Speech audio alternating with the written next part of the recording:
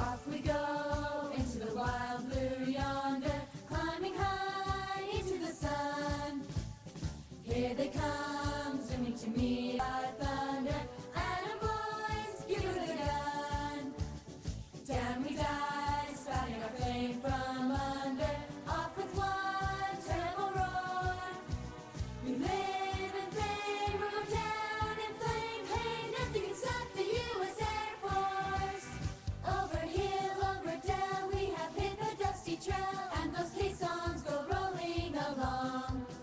Counter march right about, hear those wagon soldiers shout, while those caissons go rolling along.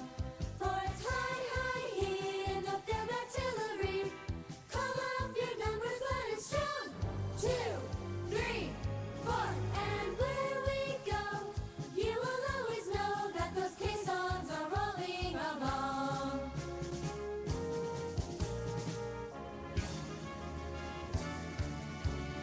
Anchors away, my boys, anchors away. Farewell to college joys, we sail at break of day, day, day, day. Through our last night on shore, anchors away. Until we meet once more, here's wishing you a happy voyage home.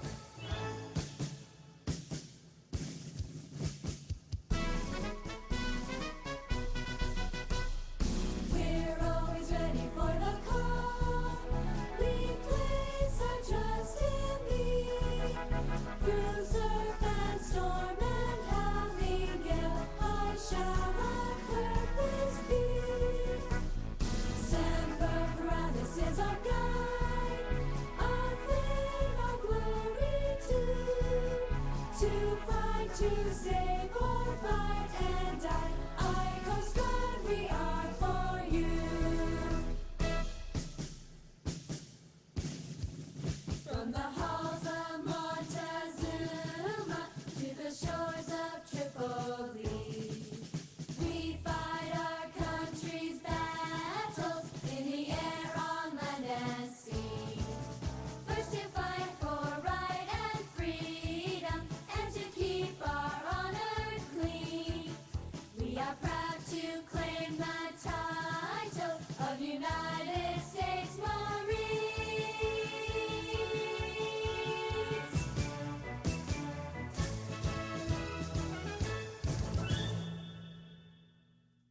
Room 10 Hut! You're listening to MilitaryChatRadio.com.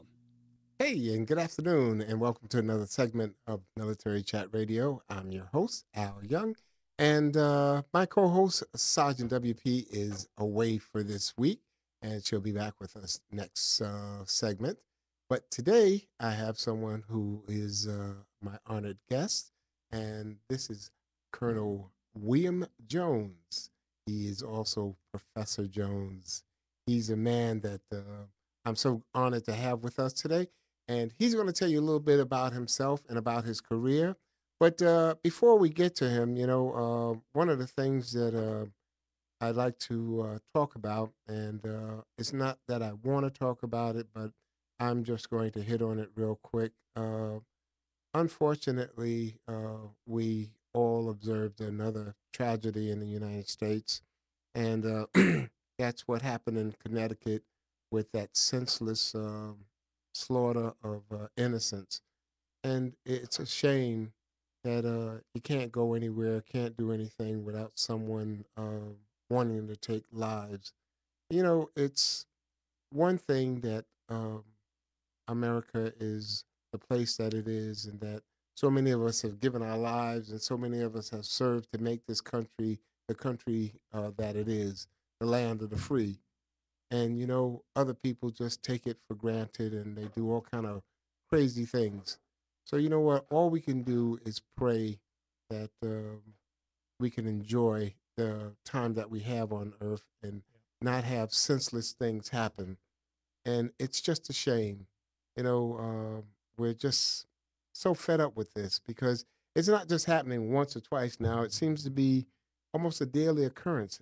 And people don't want that to happen. You know, they want to be able to go someplace and feel at ease and feel comfortable and not be looking over their shoulders wondering if they go to their favorite eatery or if they go anywhere. And, you know, I think the worst thing in the world is when you send your kids to school, you know, if they're going to come back all right.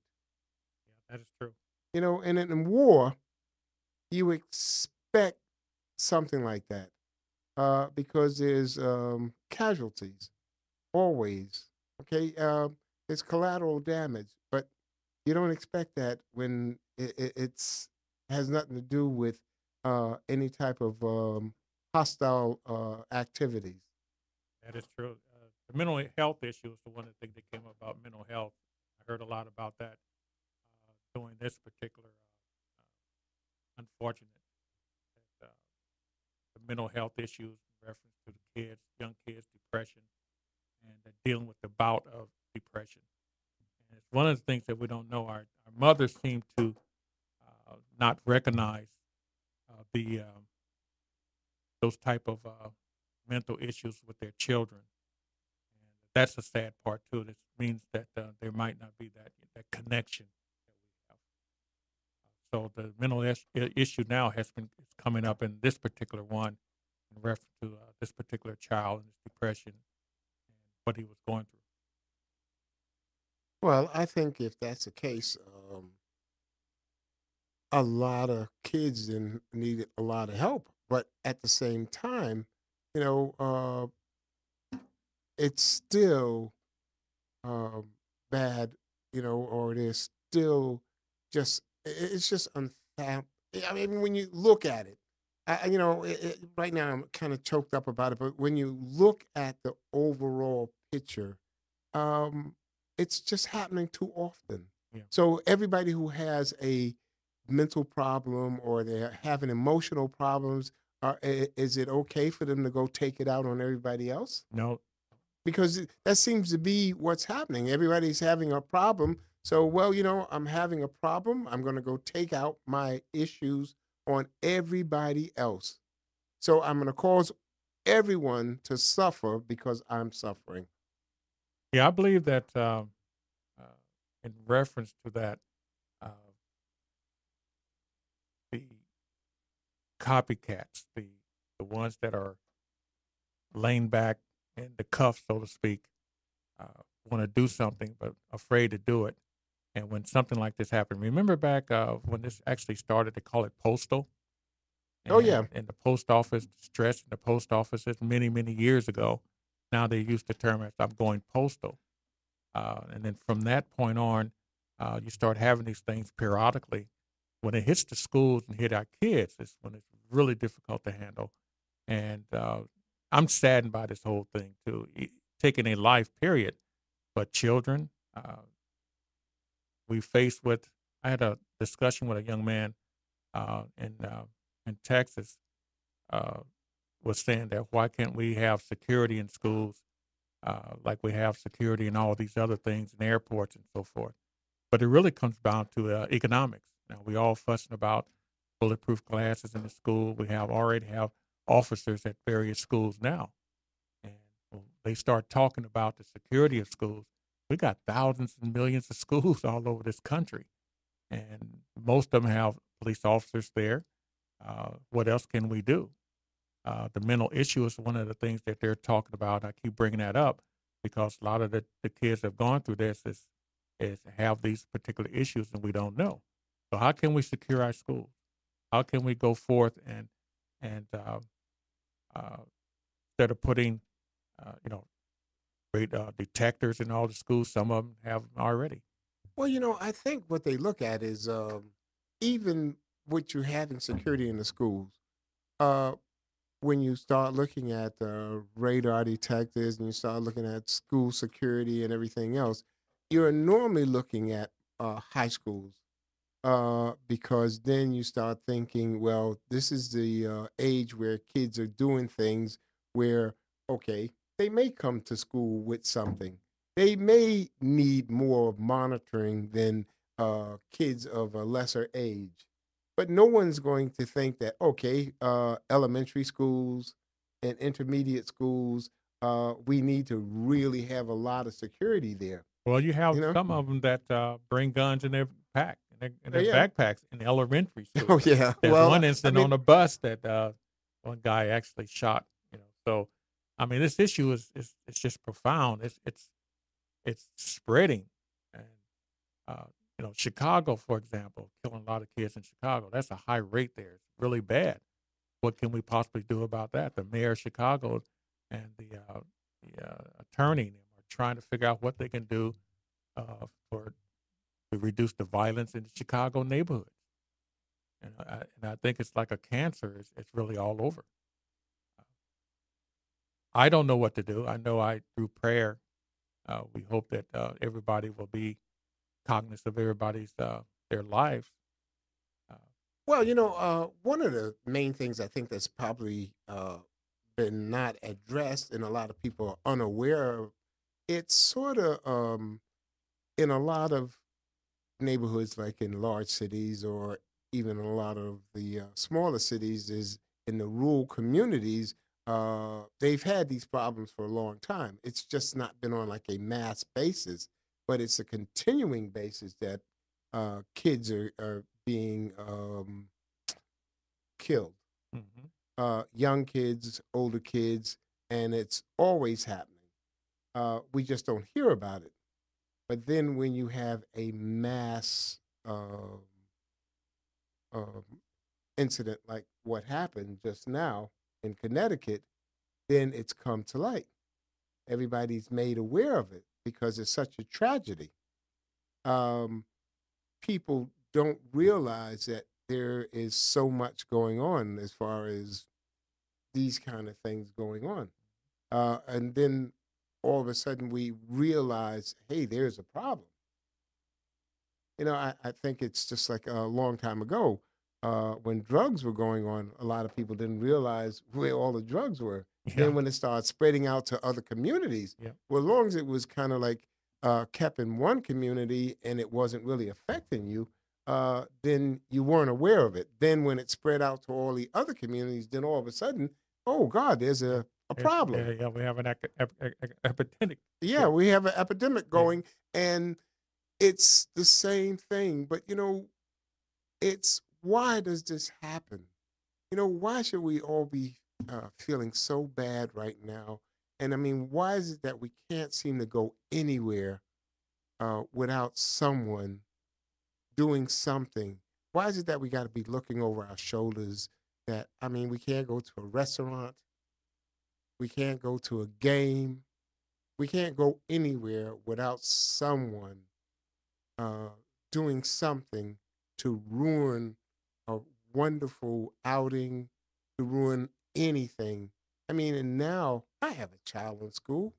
As a matter of fact, I go to my kid's school every day, and I stand there and I help out with the security yeah. at my kid's school. That's good. But the thing I'm always thinking about is hopefully nobody goes crazy. Yeah, Because the only thing I can do is say, please don't do that. But other than that, there's nothing you can do if anyone ever comes to do anything. But even if they have, other people there at the school to do anything, you always got to wonder what can happen. Do people just come and just start shooting up the school? Do they want to hurt people? Why would they want to do something like that? So if I go to the mall, am I safe? Am I going to enjoy shopping? yeah. Because what am I doing? Looking over my shoulder. Going to the movies. Yeah. Well, anything, anyway, my heart goes out to all those people who have lost family members and who are affected by what one person has done. And we just pray as a nation that things get better and that those who are in mourning, that we pray for you. And that comes from me also. So, anyway, moving on. Colonel? um, I'd like to say to you that now you, what you were telling me a little earlier is now you actually started off in the Army. But before I really get you to actually talk about your military career, tell us a little bit about yourself prior to even going into the military. Well, I grew up in Champaign, Illinois, and that's where the University of Illinois is. Those of you don't know where it's 130 miles south of Chicago.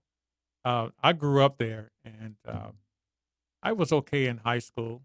I was sort of a nerd, they call it. Played Canco in the field. And one day, and I was about 12, 13 years old, or maybe slightly earlier than that. And during those the late 60s, or actually the late 50s, um, they had a few airplanes were flying. And one of my close friends was into trains, and I was into flying. I loved airplanes. Now, again, like I said before, there was not a lot of airplanes flying during those days, but I was out in the field one day and I saw this plane go up, and I saw I want to do that one of these days, and I said that to myself, and it was a very strong conviction for me. So that's why I got interested in flying. I got a little older. I joined the Civil Air Patrol at University of Illinois, Closer to the and I got Civil Air Patrol. I learned rocketry and also learned how to fly. At those times, it's called the Piper Cubs and also the Tri-Pacers. And I knew I had to have a lot of math uh, during that time. And of course, dealing with rocketry and fuel consumption, etc., I had to have math. So from there, uh, I decided I wanted to fly one of these days. So I ended up going into the Army to be closer to my brother. And it was so ironic about it all is because I had wanted to go into armor, then missile at Fort Sill, Oklahoma. And my third choice was open end to go to Europe to be with my brother, since he was an influence in my life. hmm And so I ended up going to Germany. My favorite place. Yes, Sprechen Sie Deutsch. Ich auch. And so I ended up there, and I stayed at the same place we talked about, the reception center there Mm-hmm. for 30, for 30, 24th replacement yeah, station. 24th replacement Yeah. center. I stayed there about 30 days before they decided what to do with me, because I guess when I shared with you earlier, I wrote the President of the United States. I was a bold brother, man, I tell you. And I wrote the President of the United States, if I can share that part with you. For sure. Feel And free. they didn't know what to do with me, since they didn't send me to Korea. They flagged my orders. Then I end up in Germany. You stayed there, what, about 2 weeks? Yes, I stayed there about 2 weeks. Yeah, I stayed there 30 days before they decided me. I guess they were trying to figure out what they're going to do with me, since that letter probably didn't go to Kennedy. It probably went to one of his aides, and they said, you better do something with this guy. So it came back to hit me, but in a good way. Trust me, in a good way, because God was good. They sent me over to the 3rd Brigade, 3rd Infantry Division, and unlike you, man, or like you, I didn't want to hump hills. Yeah. When I got that MOS 111, man, I said, "Oh Lord, what did I get myself into?" My brother was military police in Berlin, and here I am going to start humping hills. I said, "That's not me, too." Yeah, I definitely didn't Yeah. want to see any Well, part of the hills. it's really nothing wrong with infantry, because they were an intricate part of our, the military society. But everybody has a choice, pretty much, of what they want to do. And I had already started my college career, so I had some college credits, and I ended up going to the brigade headquarters, 3rd Brigade, 3rd Infantry Division, and I was in a special group in 3rd Brigade. We had our own room upstairs, and you had to have spit shine shoes, and everything had to be creased, military creased, and so Mhm. forth and so on. My very first day, the company commander called me in and locked my heels at his desk. And I remember this day. He was a captain, and I was a private, and hadn't got my stripe yet. So he said, "Private, what do you want to do?" And I told him I wanted to go into administration. So he had that letter from the president on his desk. And trust me, I was sweating bullets, man. I mean, I was 18, 19 years old, man. I was, whew, I didn't know what they were going to do with me. I thought they were going to put me in a hole someplace, or, In the brigade. yeah, but, so anyway, Um, he was good. He brought a desk up from the basement, dusted off, gave me a typewriter, and I did morning reports and other things in the office, which was okay. And then about 3 months later, I got my stripe and was moved upstairs to the special group. And this group upstairs housed the third floor. We wore special crest and then, of course, the scarf or the ascot scarf. Oh, okay. And we were at Third Brigade, where the infantry was on the first two floors, and then another building's on the concern. It was the Ready Concern. Those of you who've been in Germany in the 70s, 60s, and 70s and 80s, Ready Concern. That was the Third Infantry Division. Did you try to stay away from them? No, a matter of fact, some of them were my good friends there. So I moved over to the headquarters building to Staff 4, and that was a blessing for me too, because to make a long story short, the adjutant general was a pilot, and that just introduced me in from my tri-pacer days and Cub days at University of Illinois and Civil Air Patrol. They gave me a wraparound stripe, 2 stripes, because of my prior Civil Air Patrol duty, Right. and that was good too. So I worked with S4, and he flew the L-19. Now, what's And a L-19? It's a high wing tail dragger. Okay. A tail dragger. You probably seen them in MASH, those little L-19s. Okay. Like the Aranca, if you've seen the Aranca. The windows open up on the side. Oh, and okay. High Yeah. wing and then a How- tail drag Right. painted Okay. gray, green, army green, and with a tail insignia on it. But anyway, they were more observer planes, and we flew those, and he flew the helicopter, like the Bell helicopter. Mhm. And I was able to fly with him, which further solidified my desire to fly. And so from there, I acquired Specialist 4 rank, and then stayed in staff for about the last 2.5 years in Germany. And I remember we were talking earlier in reference to went to the field twice a year, went Hornfeld and Grafenwehr. We stayed in these 577 tanks. Those of you that know about the personnel carriers, they extend the top 2 feet, from a lot of radios in there, Mhm. and then a tent lets out, and they form a star. So S1 had theirs, S2 had theirs, 3 had theirs, and 4 had those. They had 35,000 BTU heaters in them. So we go out to Grafenwehr and Hornfeld always in the wintertime, never go in the summertime. Okay. And so, and I could sit back and listen to Luxembourg stateside music, ate out of China, and watched all the line troops hump the hills. I've only heard about that. Yeah. So I wouldn't know. Again, that was a wonderful duty, and I Yes. was able to fly. So That started that everything for you. yeah, it solidified everything for me in reference to my desire to fly. But it was still a long time coming. I lived in Germany 6 years, or Okay. 7 years, and I came back in 1969 and 70. And my time over there, I was able to acquire some more school at Frankfurt University. I worked for Valve. That was really interesting. And spoke fluent German and lived over there. Acquired a lot of knowledge in Europe and ways to live. Okay. And Were briefly, you flying? Were you at the university? Were you flying over there No, at no, all? no. Oh, okay. You just that going to was school. that was yeah, well, yeah. Once Okay. once that I left the military, then that flying thing went on hold. Hold. But Okay. the thought and desire was still in Still my mind. there. Okay. When I came back to the United States for 1 year, I decided I wanted to go back in. Okay. And because of affirmative action, I was allowed. They were looking for pilots, and because of affirmative action, I was able to get into flight school. Went down to Phantom Force School in Phoenix, Arizona, and learned how to fly. I was down there about 5 years. So that's what got me in. Got commissioned, and went from there. Well, tell me something. How did you feel about applying and being accepted?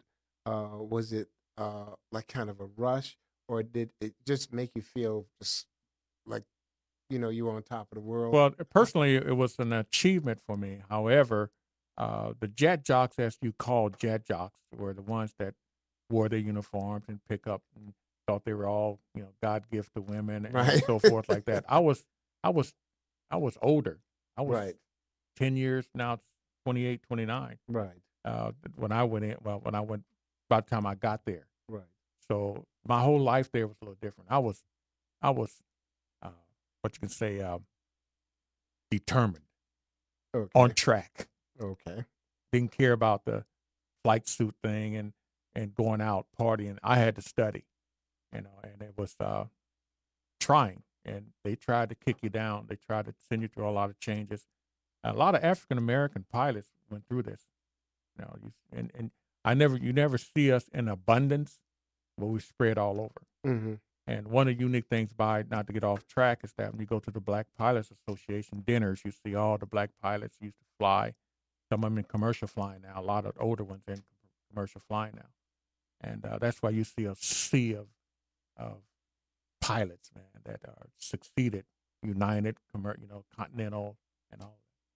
Yeah, because on a normal basis, you really don't see like a whole lot of them in any one particular area. You see a few here, Yeah, a a few few there. there, and I'm always really happy when I do see the black pilots because um, I think when I finally realized, and it seemed to have been a big secret, all of a sudden there was the Tuskegee Airmen, Oh yeah, and I'm saying, "Oh, gee, really? These guys?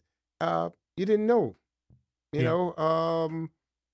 And then it was sort of like a well-kept secret, and yeah, then all of a sudden, here were the Tuskegee Airmen, and oh my God, there were black pilots before that, one or two that were here, yeah. and that they did, make a big contribution. Oh yeah. Well, see, it came about, I guess, during the Black history, and when that started Yeah, coming, because they just lately in the last many years got their that's what dues. I'm You see, saying. All of a so sudden, once that hit, then it just came took to off. light. Oh It just yeah, took off. it took off. I mean, Mitchell and Jackson, I think those are the two that lived in Cocoa and Melbourne area.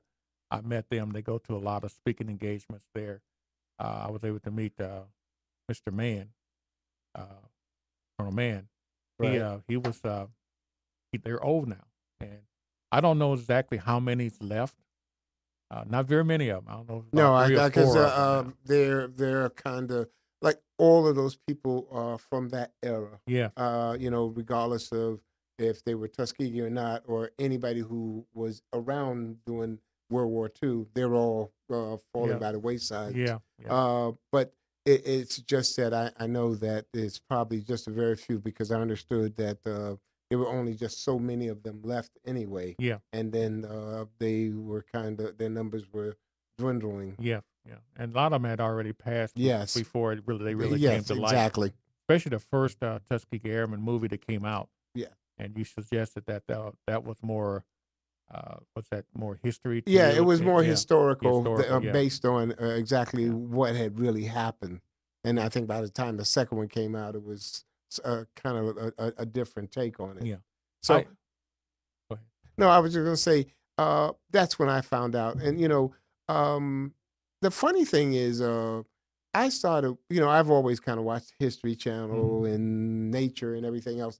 And as I started watching, a lot of things I started learning about the participation of a lot of uh, blacks in war itself, because when you found out about how blacks participated, Hmm. especially with Patton and then his tank corps and everything else, you're surprised to find that out. Yeah, yeah. But I think, like a lot of things, as America changes and attitudes change and things change, um, you know, uh, a lot of things come about. Hmm. Things come out that seem to have been lost in Yeah, history, and that's we can sit back and we can be mad about a lot of things, or we can sit back and say, you know what, this is what America is all about. hmm, It changes, and it changes for the better. A lot of people just really go around and they'll stay mad all their yeah, lives. yeah, But then when you look at it, we're a nation that evolves, yeah. Did evolve. That's you correct. know, Yeah. and we just don't kind of, you know, there are people who are always going to be who they are. You ain't Well, going to change them.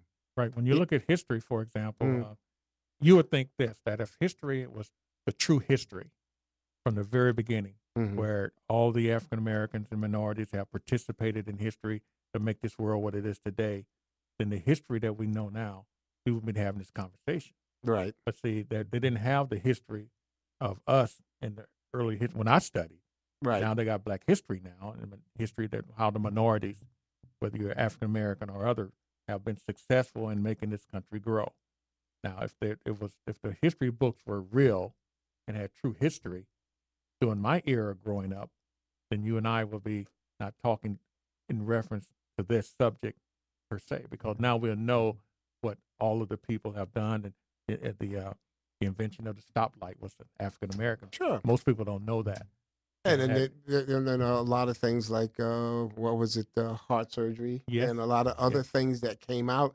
I mean, and then it wouldn't have been just Afro American history; it would have been American, everybody yeah. else. Yeah, so it's a lot of it that was lost, and then now it's starting to finally come out, and people are learning what's going on. Yeah.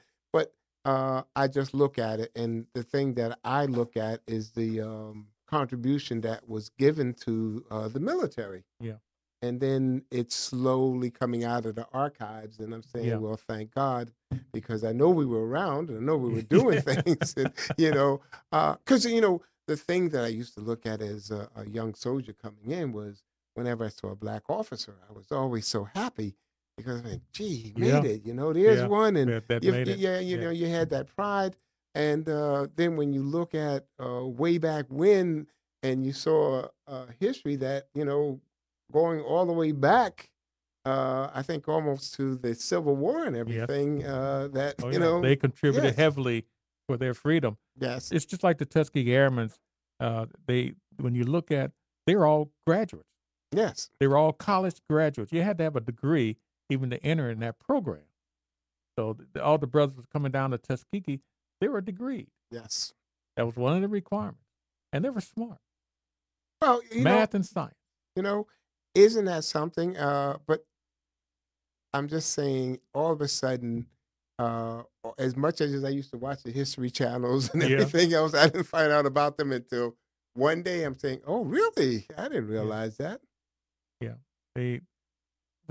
I didn't really find out about them until actually they started really getting into the limelight. I mean, I knew of Tuskegee, and as a professor, I have to admit I've never been there to visit the campus, but I intend to go. Lord, give me strength. One of these Mhm. days I'm gonna try to make it there. But like I said, being college graduates, they had to know how to fly. Uh, uh, at the time, the generals called it a complex aircraft, Right, stick and rudder, pretty much what it was. right. And I'm not making fun of that, but it was actually stick and rudder and altitude. They didn't have a lot of gauges in those planes during that time they were training. And then especially when they elevated to the P-51s, then they had a little more avionics in it and the maneuverability.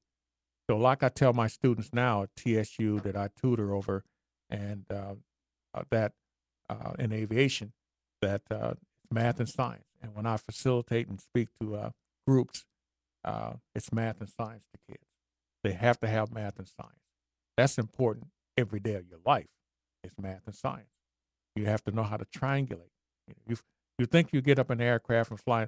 Let's go back real brief. Let's go back to the barnstorming days. And people ask a question, say, why did they have the city on the water towers? Why did they have the city mark on the water towers? Because they didn't have all the avionics they have today. They flew by the seat of their pants. Right. So they had to know if they're over Houston, they see the water tower. Oh, I'm in Houston now. Then they Yeah. just go find a runway. In the earlier days, and then it progressed into what it is today. Like I said, when I was small in 7, 8, well, actually a little later than that, when I just saw one airplane flying at maybe at 20,000 feet or so, and I see this aircraft going by, that's what I wanted to do. Now, today, we got thousands of aircraft crisscrossing the country, thousands, and it's because of the high technology. You get in a jet plane like the Phantom 4, the 15s. I mean, they are just the avionics is. Get into a 747 commercial, all the gauges that you see. The average person looking, they say, "I can't do that. That's too complicated." but it takes training. All the gauges are all preset anyway, so you never really Really. touch them. Matter of fact, one of the guys that I know, we meet him every once in a while at Mhm. Golden Corral. He Oh, was I like a that place. helicopter pilot. Yes, Yeah, a helicopter pilot doing Vietnam. yeah. Now What you want it to be, maybe. yeah, I wanted to be a helicopter pilot, but when I found out they were shooting them down Yeah. left and right, I said, well, if God wanted me to be in Vietnam, he would have sent me Yeah, there. right. So, let me stay where I am. But, it was the fact that they were accepting everybody. So, as long as you had the scores and everything, Yeah. you could be it. But then, they wasn't shooting anybody down in Germany. So I Yeah, said, let me right. stay where I am. But this guy, flew 747s. He Mhm. graduated from, once he left the military, and then he became a 747 pilot. Yeah.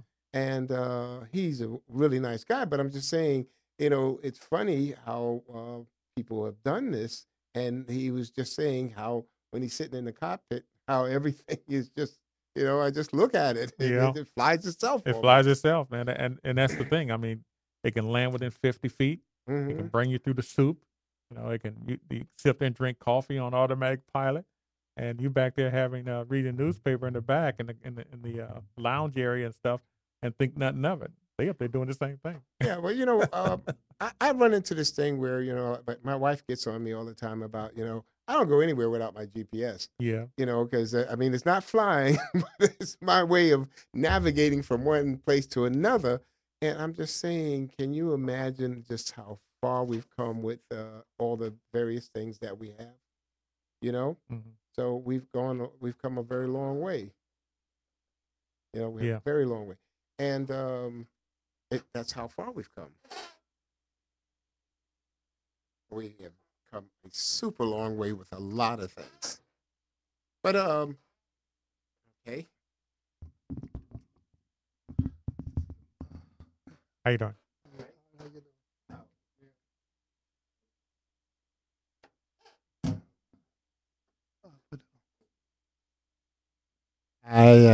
Okay, I'm back. We're being joined by another guest, and Hello, my name is Ronald Richardson. okay, Ron, and tell us a little bit about yourself. This is Colonel William John, Jones, how you doing? How you doing? and he's with the Air Force, and he's a F-4 Phantom pilot. And you were with the what is it, Army? Yeah, Army. Okay. And what do you do?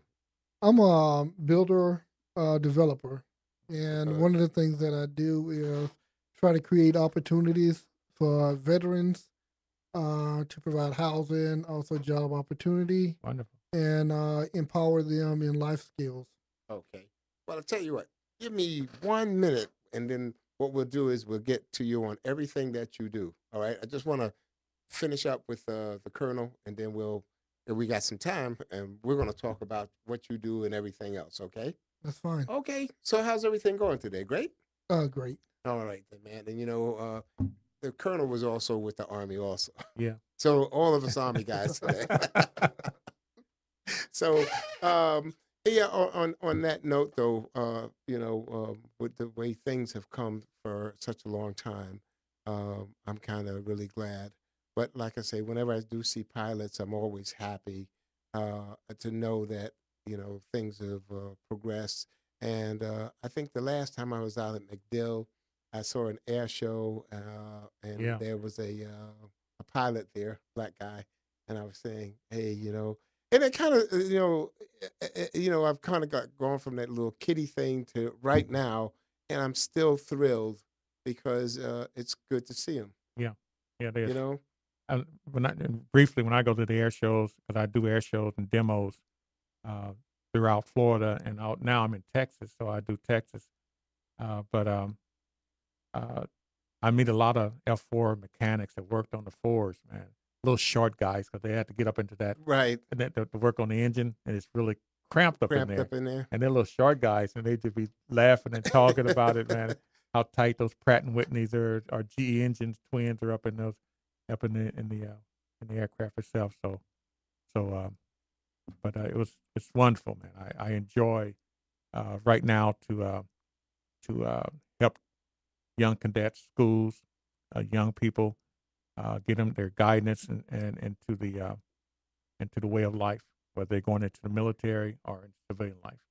And as a facilitator and a professor at school, I try to do that, and I try to instill in them about the math and science element, and further their education too. You know, I think that young people really need to know that because my whole thing was, as far as anything was concerned, I never thought that math was going to ever be a part of anything that I was going to Yeah. do. Well, whatever I did in life was not going to have math involved. And then as soon as I got in the military, there it was. It was Yeah. all over me. And then as a um, imagery analyst, uh, there it was. There And it I mean, was. when I became a imagery analyst, we were using the slide rule. Yeah, I remember So those. you know, and golly, if you didn't know math, I you were know it. you were hurting. Yeah. And then we switched over to calculators, then to computers and everything else. Yeah. And I mean, now it's just it's gone from day and night to the way everything's done. So if you don't have your act together, you can't do it. So like I said, there were very few people in it when I got into it that really had their act together. Yeah. Now today, I mean, it's a heck of a field, and I was glad that I got into it. Glad that I saw all the things that you can do once you really put your mind to it. Mhm. Because, like I said, the last thing in the world I thought when I got into the military that I would be putting things to use that I had no knowledge of. Yeah. And and then as a recruiter, I used to tell people, listen, if you're going to get a job, try for the hardest job you can get because they're going to teach you everything you need to know. And I'm sure when you went in, your recruiter must have told you basically, hey, do this or do that. But you found out later on, hey, listen, all I had to do was use this, That's right. and Yeah. it'll take you wherever you need to go. Yeah. Yes. But anyway, hey, I just hope that the youth that you deal with will continue to go their way, and just like he's doing now, he's taking that knowledge and he's putting it to good use. Yes. Okay, and sir, I appreciate everything. Yes. And thank you very much. But now, listen, I don't want you to sit here and not say anything because now we're going to get into his little segment and see All right. what's going on. So, tell us something about you and what you got going. Yes, I did 12 years in the Army, and some of Okay. the stuff you was talking about it's true. Because when I came out the military, actually when I got into the military, it's like, well, I got to find something that I don't have to work hard, and in order to do that, I had to get a good education. Right. What did you do when you were in the military? In the military, I used to work on missiles and radars, Okay. so I was the technician for it. And everything that you learn in school, you're gonna apply it in the military or in daily life, somewhere down in life. And I did 12 years back in 1980, and I'm Okay. still going to school. It's a continuous thing, school never stops No. because technology is changing, and you got to stay abreast of technology. Well, And even in the construction, I'm also a general contractor and a real estate broker. So I'm always doing continuing education to stay on top of my trade. mm-hmm. And in doing that, one thing that was put on me is God gave me the wisdom of construction. I never knew anything about construction, never was interested in construction, but He gave me the passion to go out and help other people. Okay. And that has been my journey for the last almost 20 years now. Now, where do you do this at? Now, where's your business located? We're located in Tampa, Florida, but we cover all of the Tampa Bay area, and we also go all the way to Sanford, Florida. Okay. What's the name of your business? The name of the business is BJ Construction. We also have other business that we're setting up to empower people to give them opportunities that's not otherwise given. I also work with a group of people that does commodities, and we constantly in trading. But in order to empower someone, you have to give them the tools that is needed to go out and be successful. Okay. Well, listen, would you like to give out the information on BJ Construction? Address, telephone number, anything? The phone number for BJ Construction is 813-347-3028. That is my direct number. You can reach me at any time. My website is not up, but the email address that you can email is rrich13 at bjconstruction2.com. And I'll be glad to apply with you. But we got a lot of programs that we're going to be implementing in 2013, creating jobs, creating opportunities, and putting incubators in place that will mentor people. And to me, we find that to be more successful because we want to give hope, but also giving hope is to show that there is a change in life, that someone is there that cares about you and going to help you walk through the process. One thing of getting out the military, when I got out of the military, once you get out, it's hard to find a job in the trade that you're working in. Right. So, you got to know how to market yourself, but then even in marketing yourself is being able to give the opportunities to show what you can do. One thing about us veterans is we're very disciplined and we catch on quick.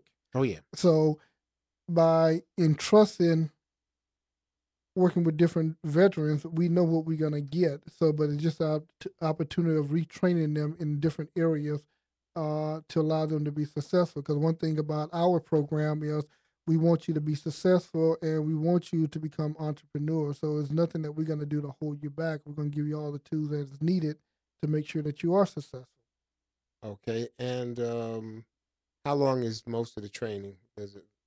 Our training program is either a year to 2 years because we have different programs, training programs. Mm-hmm. So it's easy to set up for a year or 2 years, depending on what field that you're going to be training in. And a lot of this is taken up by the VA itself. No, actually, my company is doing it because the group I work with, we get humanitarian funds to go out and create job opportunities. Okay. Now, so then this is free training for them. Yes, this is free training. It doesn't cost them anything. And one of the things that we're trying to do, because we're in a bad economical situation, and a lot of people don't have the resources. So what my group is do is sit there and say, hey, we provide the training, we provide you jobs, we provide you all the tools that you need to be successful. Because it's not just training, because you can train someone. It's like, where do I go from there? Being in the military, you learn a principle, and then you go on the job and you learn the application with the principle and putting it together. So our thing is to give you theory and give you application, but also give you the OJT that's needed and to place you into a job situation. Okay. So what they need to know is, listen, you veterans out there, you need to know about getting some training. And listen, call, get in touch, because it's available to you. And with the job market and with training and with success, you got to have something behind you. And this is a way of having something behind you.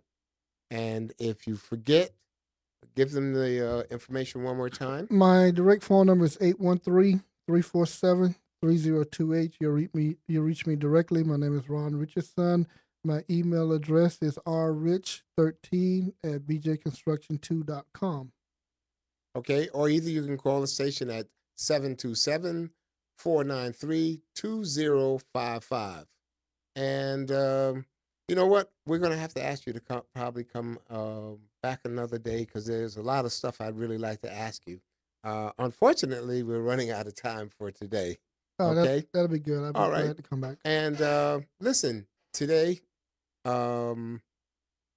we've enjoyed having everyone, and the show is coming to a close. And I want to thank my guests for being here. And remember, we'll be back. And one last time, let me put this out real quick. Don't forget the 40th annual Dr. Martin Luther King Jr. banquet, which is going to be January the 12th at the Surf Edge Club at MacDill Air Force Base. Donations are $50.